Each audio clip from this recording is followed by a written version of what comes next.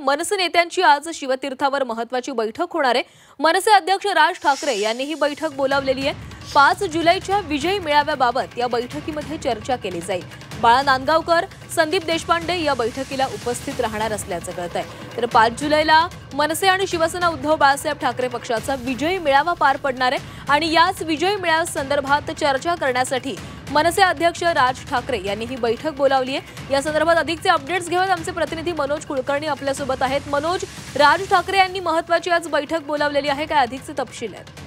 अगदी बरोबर आहे। 5 तारखेला जो विजय जल्लोष मेळावा होणार आहे त्या अनुषंगाने महाराष्ट्र नवनिर्माण सेनेच्या पदाधिकाऱ्यांची बैठक बोलावण्यात आलेली आहे। दुपारी 12:30 वाजेच्या सुमारास ही बैठक बोलावण्यात आलेली आहे। या बैठकीमध्ये बाळा नांदगावकर, त्याचबरोबर नितीन सरदेसाई असतील, सावंत असतील, संदीप देशपांडे या बैठकीला असतील। त्या काल संध्याकाळी सुद्धा मनसे नेते आणि शिवसेना उद्धव बाळासाहेब ठाकरे गटाचे नेते यांनी वरळी डोम येथे पाहणी केली होती। काल दुपारी सुद्धा अनिल परब आणि बाळा नांदगावकर यांच्यासह काही नेत्यांनी पाहणी केली होती। बसण्याची जी अरेंजमेंट आहे ती कशा प्रकारे असावे अशा प्रकारची तिथे बातचीत सुद्धा झालेली होती आणि त्या अनुषंगाने आता अंतिम स्वरूप द्यायचं आहे।